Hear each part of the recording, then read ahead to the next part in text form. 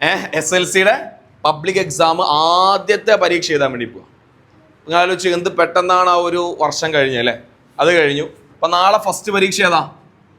Malayalam ഫസ്റ്റോ സെക്കൻഡോ? First. Malayalam first. എന്താണ് Malayalam first? എത്ര മാർക്കിനാ? 40 മാർക്കിനാ. 40 മാർക്കിന് ഒരു സബ്ജക്റ്റിൽ A+ ഇട്ട് എത്ര മാർക്ക് വേണം? 35. ഒരു ബോർഡറാണ്. 36 മാർക്ക്. നമുക്ക് റിസ്ക് എടുക്കണ്ട. 36. 36 മുതൽ 40 വരെയാണ് എന്ത് A+ എന്ന് പറഞ്ഞാൽ. അപ്പൊ ഈ 36 എന്ന മാർക്ക് നിങ്ങൾ കിട്ടണമെങ്കിൽ എന്തെല്ലാം കാര്യങ്ങൾ ശ്രദ്ധിക്കണം? ഒന്നാമത്തെ കാര്യം, എല്ലാ ചോദ്യത്തിനും ഉത്തരം എഴുതണം. ഇനി എല്ലാ ചോദ്യത്തിനും ഉത്തരം എഴുതിയാൽ എന്നെ പോലെ നിങ്ങൾക്ക് എന്ത് ചെയ്യും? ആദ്യ A+ നഷ്ടമാവും. ഞാൻ എൻ്റെ മലയാളം ഫസ്റ്റ് പരീക്ഷയ്ക്ക് എൻ്റെ ആദ്യത്തെ A+ന്റെ നഷ്ടപ്പെട്ട പരീക്ഷ മലയാളം ഫസ്റ്റ്. അതെങ്ങനെ നഷ്ടപ്പെട്ടെന്ന് ചോദിച്ചു കഴിഞ്ഞാൽ, ഒന്നാമത് എനിക്ക് സമയം കിട്ടില്ല എഴുതാൻ. സമയം എന്തുകൊണ്ട് കിട്ടില്ല എന്ന് ചോദിച്ചാൽ, ഓർ ക്വസ്റ്റ്യൻസ് ഉണ്ടാവുമല്ലോ, ഓർ ക്വസ്റ്റ്യൻസ് അതൊന്നും നമുക്ക് നോക്കാനുള്ള സമയം ഉണ്ടായിരുന്നില്ല അന്ന്. കാരണം നിങ്ങളെപ്പോലെ എന്താ ആദ്യത്തെ പരീക്ഷ എഴുതാൻ പോകല്ലേ, ഭയങ്കര സംഭവമാക്കി എല്ലാവരും വന്ന. പിന്നെന്താ പറയുക, പാല സ്കൂളിലാണ് പഠിച്ചത്. ഇതേപോലെ പിന്നെ ഓട്ടോറിക്ഷയിലൊക്കെ, നമ്മളൊക്കെ എൻ്റെ വീട് സ്കൂളിൽ താഴെ തന്നെയാണല്ലോ. ഇതേപോലെ ഓട്ടോറിക്ഷയിലൊക്കെ ആൾക്കാർ വരുന്നുണ്ട്. ഇത് അത്രയും കാലം നടന്നു പോയ ആൾക്കാരൊക്കെ ക്ഷീണിക്കേണ്ടതൊക്കെ വെച്ചാൽ ഓട്ടോറിക്ഷ വരുന്നു. അപ്പോൾ നമ്മളിങ്ങനെ നോക്കുമ്പോൾ മറ്റേ ഈ മുഖ്യമന്ത്രിയൊക്കെ വരുമ്പോൾ പോലീസുകാരെങ്ങനെ വണ്ടി പോലെ അതേപോലെ ഭയങ്കര ജഗപ്പൊക്കെ ഫീലൊക്കെ. അപ്പോൾ നമ്മളാലേക്ക് നമുക്ക് എന്താ പരീക്ഷയുടെ ഒരു സീരിയസ്നെസ് ഇല്ലേ നോക്കുമ്പോൾ എല്ലാവരും വെള്ളബോട്ടിലും കാര്യങ്ങളൊക്കെ ആയിട്ട് ഭയങ്കര സിസ്റ്റമാറ്റിക്കാണ് പരീക്ഷ ചെയ്ത്. നമ്മൾ ഇപ്പം നിങ്ങളെ പോലെ ആസ് യൂഷ്വൽ ഒരു ബുക്കും പേപ്പറും നമ്മൾ അന്ന് പോയത്.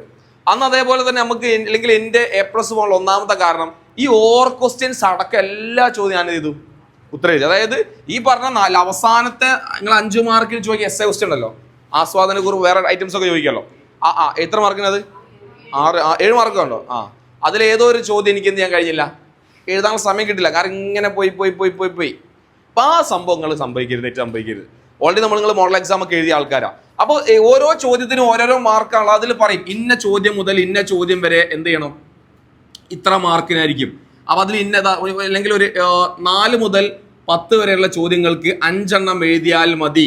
അത് കറക്റ്റ് നിങ്ങൾ അതിൻ്റെ മേൽത്തരങ്ങൾ നോട്ട് ചെയ്ത് വെക്കണം, അല്ലെങ്കിൽ മറന്നു നമ്മളോട്. ഈ സാധനം കാണുന്ന ഒക്കെ ചോദ്യപേപ്പറിൽ ഒരു പെൻസിൽ ഉപയോഗിച്ച് എന്ത് ചെയ്യുക, ഇങ്ങനെ അണ്ടർലൈൻ ചെയ്ത് വെക്കുക. ഇതാണ് നിങ്ങൾ ഒന്നാമത്തെ കാര്യം ശ്രദ്ധിക്കേണ്ടത്. പരീക്ഷകളിൽ എത്തിക്കഴിഞ്ഞാൽ ഓർ ക്വസ്റ്റ്യൻ എഴുതി നമ്മളെ സമയം കളയരുത്. പിന്നെ രണ്ടാമത്തെ ഒരു കാര്യങ്ങൾ ഓൾറെഡി നിങ്ങൾ പിന്നെ ചെയ്യുന്നൊരു കാര്യമാണ്. അതായത് നമുക്ക് എക്സാം പേപ്പർ നോക്കുമ്പോൾ ടീച്ചർമാർക്ക് ഒരു ഉഷാർ തോന്നിക്കോട്ടെ വിചാരിച്ച് ഈ 1 വേർഡ് ചോദിച്ച വിത്ത് ചോദ്യം അടക്കം എന്ത് ചെയ്തണം, അവിടെ എഴുതി വെക്കും. അതിൻ്റെ ഒരു ആവശ്യമില്ല. ഒരു ടീച്ചർ അത് കഴിയില്ല. നിങ്ങൾ എന്താ ചെയ്യേണ്ടത്, ഒരു 1 മാർക്ക് ഒറ്റ ചോദ്യം ചോദിച്ചാൽ എന്താ A ആണ് അതിന് ആൻസർ എങ്കിൽ A എന്ന് മാത്രം എഴുതിയാൽ മതി. ഇനി 2 B ആണെങ്കിൽ B എന്ന് മാത്രം എഴുതിയാൽ മതി. B and C ആണെങ്കിൽ ഇനി ആ ഓപ്ഷൻ മാത്രം ABCD ഇനി D ആണെങ്കിൽ D മാത്രം എഴുതിയാൽ മതി. ആര് മാർക്കിടൂല അറിഞ്ഞി? അങ്ങനെ എഴുതിയാലോ? ആ ടീച്ചർമാർ നോക്കാൻ മടിയായിട്ട് എനിക്ക് തോന്നുന്നത്. അപ്പോൾ അത് കറക്റ്റ് ഈ ആൻസർ കീ ഉണ്ടാവും. ആൻസർ ടീച്ചർമാർ പേപ്പർ നോക്കുക, ആൻസർ കീ എന്താ ഉണ്ടാവുക, 1 2 3 4 ഉണ്ടായിരിക്കും. 1 A 2 B 3 C 4 D എന്ന ടീച്ചർമാർ ആൻസർ കീ ഉണ്ടാവുള്ളൂ. ഞാൻ പറഞ്ഞ കാര്യം മനസ്സിലായോ? അപ്പം അത് നോക്കി കറക്റ്റ് എഴുതി വെക്കുക നിങ്ങൾ. അത് ഓപ്ഷൻസിൽ നിങ്ങൾക്ക് ഇങ്ങനെ കൊടുത്തിട്ടുണ്ടെങ്കിൽ A B C D എന്നുള്ള 4 ഓപ്ഷൻ ഉണ്ടെങ്കിൽ അതിൽ ഏതാണ് കറക്റ്റ്, ഇത് മൊത്തം എഴുതേണ്ട ആവശ്യമില്ല, ഇത് മാത്രം എന്ത് ചെയ്യാൽ മതി, എഴുതിയാൽ മതി. അതായത് വെറുതെ അനാവശ്യ സമയം കളയരുത് എന്നാണ് ഞാൻ അതിനോട് ഉദ്ദേശിക്കുന്നത്. വെറുതെ, കാരണം അതിൻ്റെ മേലെ നമ്മൾ എന്ത് കളിച്ചാൽ നമുക്ക് 1 മാർക്ക് കിട്ടും. അത് നിങ്ങൾ ഇങ്ങനെ എഴുതിയാലും കിട്ടും, അല്ലാതെയും കിട്ടും. സമയം അവിടെ എന്ത് ചെയ്യരുത്, വെറുതെ വേസ്റ്റ് ചെയ്യരുത്. പിന്നെ കാര്യം കുറച്ച് വൃത്തിയിൽ നീറ്റിലൊക്കെ എഴുതാം. വൃത്തിക്ക് എഴുതാൻ വേണ്ടി ശ്രമിക്കുക. നിങ്ങൾ ഓൾറെഡി നിങ്ങൾക്ക് എക്സാമിന് എഴുതുന്ന പേപ്പർ കണ്ടോ, നല്ല അത്യാവശ്യം നല്ല പേപ്പർ, നല്ല കട്ടിയുള്ള പേപ്പർ, നമ്മൾ ബാക്കി നോർമൽ പേപ്പർ പോലെയല്ല. അപ്പോൾ വൃത്തിക്ക് എഴുതുക. വൃത്തിക്ക് എഴുതാറെന്താ, മറ്റേ ചില ആളുകൾ ആർദ്രമൊക്കെ എഴുതുന്ന പോലെ എന്തല്ല, ആന എന്നുള്ള ഒരൊറ്റ പേപ്പറിൽ കൊള്ളിക്കാനല്ല പറയണത്. അതായത് കുറച്ചൊരു മിനിമത്തിലൊക്കെ എഴുതുക അല്ലേ. ഇങ്ങനത്തെ നിങ്ങളെ പേപ്പർ ഷീറ്റ് ഇതാണെങ്കിൽ കറക്റ്റ് 1 2 3 ഒരു വൃത്തിക്ക് എഴുതണം. പിന്നെ എത്ര പേപ്പർ ചോദിച്ചാലും തരും. അപ്പം എന്ത് ചെയ്യുക, എല്ലാ കാര്യങ്ങളൊക്കെ നല്ല നീറ്റായിട്ട് എഴുതുക. പേപ്പർ ദാരിദ്ര്യമോ കാര്യങ്ങളോ ഒന്നുമില്ല. പിന്നെ ശ്രദ്ധിക്കേണ്ട ഏറ്റവും പ്രധാനപ്പെട്ട, എത്ര പേപ്പർ വാങ്ങിയാലും നമ്പർ ഇടാൻ മറക്കരുത്. ഇവിടെ നമ്പർ ഇടാൻ ഉണ്ടാവും 1 2 3 4. ഫ്രണ്ട് ഷീറ്റ് ഫില്ല് ചെയ്യുന്ന ഓൾറെഡി നിങ്ങൾക്ക് അറിയാലോ. നമ്മൾ ഇവിടുത്തെ എക്സാം നിങ്ങളെ സ്കൂളിലെ പബ്ലിക് എക്സാം മോഡൽ എക്സാം അങ്ങനെ തന്നെയല്ലേ. അപ്പോൾ ആ ഫ്രണ്ട് ഷീറ്റ് കറക്റ്റ് എന്ത് ചെയ്യുക, നിങ്ങൾ കറക്റ്റ് ഫില്ല് ചെയ്യുമ്പോൾ തെറ്റിപ്പോകരുത്. തെറ്റിപ്പോയാൽ കുടുങ്ങും. കാരണം ഇൻവിജിലേറ്റർ ആകെ ടെൻഷനായി പോകും. തെറ്റരുത്. ആദ്യം നിങ്ങൾ എന്താ ചെയ്ത്, ആദ്യം ഇതുണ്ട് പരീക്ഷൻ്റെ പേര്. എന്താ പരീക്ഷൻ്റെ പേര് എന്ന് പറഞ്ഞാൽ SLC പബ്ലിക് എക്സാം 2026 അല്ലെങ്കിൽ 7 എന്നുണ്ടോ, നിങ്ങളെ ക്വസ്റ്റ്യൻ പേപ്പർ ഉണ്ടോ, അല്ലെങ്കിൽ ടീച്ചർമാർ പറഞ്ഞുതരും. അത് വെറുതെ എന്ത് സംശയം ഉണ്ടെങ്കിലും ടീച്ചർമാരെ ചോദിച്ച് എഴുതാം. നീ ചോദിക്കാൻ മോശമല്ല. ഇപ്പം ഞാൻ ചോദിച്ചാൽ ടീച്ചർ എന്താ വിചാരിക്കുക, ഞാൻ മോശക്കാരൻ. അങ്ങനെ ഒരു സാധനവും ഇല്ല. നമ്മളെ സാധനമാണ്. എന്തെങ്കിലും മിസ്റ്റേക്ക് ഒന്നോ കൊടുക്കും. അപ്പോൾ അത് നിങ്ങൾ തെറ്റിക്കരുത്. അതിന് താഴെ കറക്റ്റ് സബ്ജക്റ്റ് ചെയ്താൽ അപ്പോൾ രജിസ്റ്റർ നമ്പർ എഴുതുമ്പോൾ നിങ്ങൾക്കറിയാം എന്ത് തെറ്റ് വന്നാലും ആദ്യം ആരോട് പറയണം? ടീച്ചർ അവിടെ ഒരു ഒപ്പിട്ട് തരും തെറ്റിപ്പോയാൽ. രജിസ്റ്റർ നമ്പർ തെറ്റിപ്പോയാൽ തെറ്റരുത്, തെറ്റാനുള്ള വകുപ്പൊന്നുമില്ല. വൺസ് തെറ്റിപ്പോയ ടെൻഷൻ ഒന്നും വേണ്ട, അതിമേൽ കുത്തി വരയ്ക്കാൻ നിൽക്കരുത്. വേഗം ഇൻവിജിലേറ്റർ പറഞ്ഞ ചെറിയ മിസ്റ്റേക്ക് സംഭവിച്ചാൽ മിസ് എന്ത് ചെയ്യും? നിങ്ങളത് എഡിറ്റ് ചെയ്താന്നുള്ള കാര്യം സാക്ഷ്യപ്പെടുത്തി ഒപ്പിട്ട് തരും അതിൻ്റെ താഴെ. ഇതൊക്കെ അവസരങ്ങളുണ്ട്. തെറ്റ് വിചാരിച്ച് എന്ത് ചെയ്യരുത്? ജഗബു ആക്കരുത്. ഇത് തെറ്റാതിരിക്കാനാണ് ആദ്യത്തെ 15 മിനിറ്റ് നമുക്ക് എന്ത് ചെയ്യുന്നത്? കൂൾ ഓഫ് ടൈം എന്ന് പറഞ്ഞതൊക്കെ കറക്റ്റ് ചെയ്യാൻ വേണ്ടി തരും. അപ്പോൾ ഇത് കറക്റ്റ് നിങ്ങൾ എന്ത് ചെയ്യുക?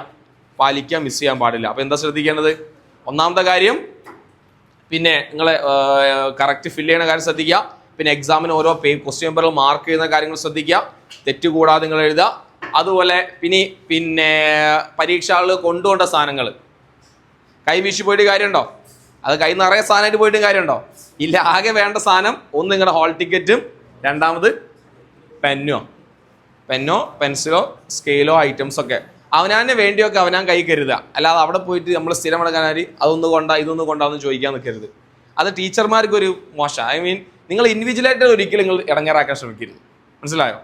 ഇൻവിജിലേറ്റർ വരില്ല ക്ലാസ്സിൽ. 30 ഇടങ്ങാറാക്കാൻ നോക്കിയാൽ മുന്നേ 30 നിങ്ങളെ മനസ്സിലവിടെ കിടക്കും. 30 നല്ല വൃത്തിയിൽ 30 നല്ല റെസ്പെക്റ്റ് ചെയ്തിട്ട് അപ്പോൾ ആരാണെങ്കിലും എന്തെങ്കിലുമൊക്കെ നല്ല പോലെയൊക്കെ ചോദിച്ച് വൃത്തിയായി എന്നാൽ ഇടയ്ക്കിടയ്ക്ക് വന്ന് പറഞ്ഞു തരും. ഇതാണ് കേട്ടോ, അത് സബ്ജക്ട് ടീച്ചേഴ്സ് ആണെങ്കിൽ ഞാൻ പറഞ്ഞു കേട്ടോ, അതൊക്കെ ചെയ്തു. ആരും ഇൻവിജിലേറ്റേഴ്സ് നിങ്ങളെ കൊല്ലാൻ വരുന്ന ആൾക്കാരൊന്നല്ല. അവരൊക്കെ ആഗ്രഹം നല്ല രീതിയിൽ നിങ്ങൾ എന്ത് ചെയ്യണം എന്നാ പാസ്സായി പോകണം എന്നുള്ളതാണ്. ഓക്കെ. ഇനി മൂന്നാമത്തെ പരിപാടി എന്ന് പറഞ്ഞാൽ ഇനി ഒരു മാസം നിങ്ങൾ ഫസ്റ്റ് എക്സാം ആണ്. നല്ല കോൺഫിഡൻസിൽ നിങ്ങൾ എഴുതിയാൽ നിങ്ങൾക്ക് ബാക്കിയുള്ള പരീക്ഷയ്ക്ക് അതൊരു ഊർജ്ജം. നാളത്തെ പരീക്ഷ എങ്ങാനും പാളിപ്പോയാലോ?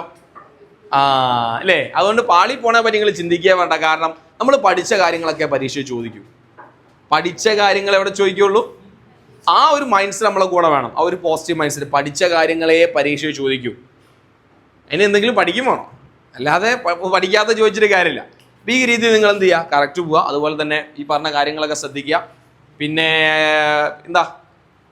പിന്നെന്താ പറയുക, ഇപ്പോൾ ഏത് ടീച്ചറാണെങ്കിലും നിങ്ങളെ സ്കൂളിൽ പഠിപ്പിക്കുന്ന ടീച്ചർ ആയിക്കോട്ടെ അല്ലെങ്കിൽ ഇവിടെ ടീച്ചേഴ്സ് ആയിക്കോട്ടെ, എല്ലാവരുടെ ഉള്ളിൽ നിങ്ങൾക്ക് നല്ല മാർക്ക് വാങ്ങണം എന്നുള്ള ആഗ്രഹവും പ്രാർത്ഥനയൊക്കെ ഉണ്ടാവും. അതുകൊണ്ട് എപ്പോഴും ഒരു പോസിറ്റീവ് സൈഡ് പോവുക. നാളെ എപ്പോഴാണ് പരീക്ഷ സ്റ്റാർട്ട് ചെയ്യുന്നത്? അത് കഴിഞ്ഞാൽ ഇതിനെ കീറിക്കളയരുത് കേട്ടോ. അത് കറക്റ്റ് എന്ത് ചെയ്യണം? എല്ലാ എക്സാമും കഴിയുന്നവരെ വെക്കുക. അതിൻ്റെ ഒരു ഫോട്ടോ എടുത്ത് വെച്ചോളൂ വീട്ടിൽ പോയിട്ട്. ബൈ ചാൻസ് എന്തെങ്കിലും സംഭവിച്ചാൽ അതിൻ്റെ ഒരു ഫോട്ടോ എന്ത് ചെയ്യുക?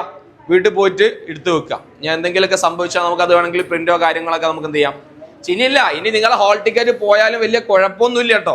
ഇനി ബൈ ചാൻസ് നഷ്ടപ്പെട്ട അയ്യോ എൻ്റെ ഒരു 10 കൊല്ലം പോയെന്ന് വിചാരിക്കേണ്ട. സ്കൂളിൽ പോയ സാധനം കിട്ടും. ഇത് കിട്ടാത്ത സാധനം ഒന്നല്ല. അപ്പോൾ ഇതൊക്കെ നമുക്ക് മുന്നിൽ എന്തുണ്ട്? എല്ലാം ഉണ്ട് നമ്മളെ മുന്നിൽ. നിങ്ങൾ എന്താ ചെയ്യേണ്ടത്? നിങ്ങളെ പഠിക്കുന്ന പടി മാത്രം എടുത്താൽ മതി. വേറൊരു ബുദ്ധിമുട്ടും നിങ്ങൾക്ക് ഉണ്ടാവില്ല. ക്ലിയർ ആണോ? അപ്പോൾ നാളെ എല്ലാവർക്കും എന്ത് ചെയ്യുക? ഓൾ ദി വെരി ബെസ്റ്റ് നേരുകയാണ്. നല്ല മക്കളെ എന്ത് ചെയ്യുക? പോവുക, മാക്സിമം എഴുതുക, അറിയുന്ന കാര്യങ്ങളൊക്കെ എഴുതുക. എപ്പോഴും ആദ്യത്തെ 15 മിനിറ്റ് നിങ്ങൾ ചോദ്യം തന്നെ വായിക്കണം. അപ്പോൾ നിങ്ങൾക്ക് അറിയുന്ന ചോദ്യങ്ങളാണെങ്കിലോ ആ ചോദ്യ നമ്പർ ഒന്ന് റൗണ്ട് എടുക്കുക. എന്നിട്ട് ഇതെന്ത് ചെയ്യുക? ആദ്യം മുതൽ എടുത്ത് എഴുതാൻ വേണ്ടി തുടങ്ങുക. എഴുതിയ ചോദ്യങ്ങൾ നിർബന്ധമായും ക്വസ്റ്റ്യൻ നമ്പർ എന്ത് ചെയ്യണം? ടിക്കിട്ട് വെക്കണം. ഇല്ലേ മറന്നു നമ്മളത് ചെയ്തനോ ഇല്ല എന്നുള്ളത്. മനസ്സിലായോ? ചെയ്തനോ ഇല്ലെന്ന് മനസ്സിലാവും. അതുപോലെ നമ്മൾ എന്തിനു ഹെൽപ്പ് ചെയ്യുന്ന അറിയാം. അപ്പോൾ ഞാൻ നേരത്തെ പറഞ്ഞല്ലോ, ഇത്ര ചോദ്യം മുതൽ പിന്നെ 4 മുതൽ 10 വരെ 5 ചോദ്യം എഴുതാൻ മതി. അപ്പോൾ ഈ ചോദ്യത്തിന് അല്ലെങ്കിൽ ടിക്കറ്റ് 1, 2, 3, 4, 5 ഈ 2 എണ്ണങ്ങൾ വിട്ടുണ്ടാവും. അപ്പം നിങ്ങൾക്ക് കറക്റ്റ് നോക്കാം. ഞാൻ 5 എണ്ണം എഴുതിയിട്ടുണ്ട്. ഇതൊക്കെ നമുക്ക് ചെയ്യാൻ ആകെ 1.5 മണിക്കൂറേ സമയമുള്ളൂ പരീക്ഷയ്ക്ക്. അല്ലേ? 40 മാർക്കിന്റെ പരീക്ഷയ്ക്ക് എത്ര സമയം ഉണ്ടാവുള്ളൂ? 1.5 മണിക്കൂർ പറയുമ്പോഴത്തേന് പോവും. അതല്ലേ? ദാന്നറിഞ്ഞ് പോവും. അപ്പോൾ സമയം പോകാൻ വലിയ പണിയൊന്നുമില്ല. ഉള്ള സമയം എന്ത് ചെയ്യുക? മാക്സിമം യൂട്ടിലൈസ് ചെയ്യുക. എഴുതുക. തിരിഞ്ഞ് കളിക്കാൻ നിൽക്കരുത്. തിരിഞ്ഞ് അറിയുന്ന എന്തെങ്കിലുമൊക്കെ ഉണ്ടെങ്കിൽ നിങ്ങളെ സുഹൃത്തുക്കൾക്കൊന്ന് പറഞ്ഞു കൊടുക്കുക. എങ്ങനെ? 1 വേർഡോ അല്ലെങ്കിൽ ചില ഹിൻസ് ഒക്കെ കൊടുക്കുക. അതെങ്ങനെ കൊടുക്കുക? മാടി വിളിച്ചിട്ടല്ല. എങ്ങനെ വർക്കാച്ച് കൊടുക്കുക? എങ്ങനെ കൊടുക്കാന്നുള്ളത് എങ്ങനെ കൊടുക്കല്? എങ്ങനെ സാധാരണ കൊടുക്കല്? അത്ര എക്സ്പ്രഷൻ ഉണ്ടായിരുത്. എത്ര എക്സ്പ്രഷൻ ഇട്ട ടീച്ചർമാർ നോക്കും. അപ്പം അറിയുന്ന കാര്യങ്ങളുണ്ടാവും. 1 വേർഡൊക്കെ നമുക്ക് അറിയുന്നതെങ്കിലെയാ നമ്മൾ കറക്റ്റും അല്ലേ. പിന്നെന്താ ഇങ്ങനെയൊക്കെ ഇൻഡിവിജ്വൽ ഓല് ചിലതൊക്കെ കണ്ടാൽ ഓല് കണ്ണടയ്ക്കും. പക്ഷേ ഓലെ കണ്ടിട്ടും ഓല് കണ്ണടിച്ചെന്നുള്ള കാര്യം ഓല് നിങ്ങൾ അറിയിക്കില്ല. മനസ്സിലായോ? അപ്പം നിങ്ങൾ അത് തഞ്ചത്തിൽ അങ്ങോട്ടും ഇങ്ങോട്ടൊക്കെ അറിയുന്ന കാര്യങ്ങളൊക്കെ ഒന്ന് പറഞ്ഞു കൊടുക്കുക. തെറ്റുത്തരാണ് ദയവേത് പറഞ്ഞു കൊടുക്കരുത്. ഏതായാലും ഓനൊന്ന് പണി കൊടുത്തേക്കാം. എന്നാലും എന്ത് ചെയ്യാം? കുറച്ച് തെറ്റ് പറഞ്ഞു കൊടുക്കാം. കാരണം നമ്മൾ ഓൻ അറിയട്ടോ, ഓൻ പറഞ്ഞാൽ ശരിയായിരിക്കും എന്ന് വിചാരിച്ച് എന്ത് ചെയ്യരുത്? തെറ്റുത്തരത്തിലേക്ക് നമ്മൾ പോകാൻ പാടില്ല. ക്ലിയർ അല്ലേ? ഇനി വേറെ എന്തെങ്കിലും ഉണ്ടോ? വേറെ ഒന്നും ചോദിക്കാനും പറയാനൊന്നുമില്ലല്ലോ. അപ്പോൾ നാളെ അടിപൊളിയായിട്ട് പോവുക, എഴുതുക. അപ്പോൾ എല്ലാവർക്കും ഓൾ ദി വെരി ബെസ്റ്റ്. വേറെ എന്തായാലും മറ്റേ പറഞ്ഞാൽ എഴുതിയേക്കണടാ മറ്റേ പറയണത്. അപ്പൊ അത് കറക്റ്റ് എഴുതാം. ഇപ്പൊ ഒരു ചോദ്യം വെറുതെ വിടരുത്. ഇപ്പൊ പിന്നെ സാറ് ക്ലാസ് എടുത്ത ഏതൊക്കെ ഒരു ഐഡിയ കിട്ടിയോ? ആ മലയാളത്തിന്റെ ക്വസ്റ്റ്യൻ പേപ്പർ എല്ലാവരുടെ കയ്യിലില്ലേ ചാപ്റ്റർ വൈസ്? വീട്ടിൽ പോവാ. ഇന്ന് ഈ ചോദ്യങ്ങൾ കൂടുതൽ ചോദ്യം പരീക്ഷ ചോദിക്കില്ല. കാരണം അത്രയും ഓരോ ചാപ്റ്ററും ചോദിക്കുന്ന മാക്സിമം ചോദ്യം നമ്മൾ എന്ത് ചെയ്യുന്നുണ്ട് അതിൽ പറയുന്നുണ്ട്. പിന്നെ ആസ്വാദനക്കുറിപ്പ് എഴുതുമ്പോൾ ആദ്യം ഒരു ഇൻട്രോ വേണം, പിന്നെ അതിന്റെ പ്രധാനപ്പെട്ട കാര്യങ്ങൾ ഒരു എന്ത് വേണം, ഒരു കൺക്ലൂഷനും വേണം. ഈ രീതിയിലൊക്കെ മാക്സിമം വൃത്തിയിൽ എഴുതിയാൽ എല്ലാ മാർക്കും കിട്ടും. അപ്പോൾ ഒരിക്കൽ കൂടി ഓൾ ദി ബെസ്റ്റ്.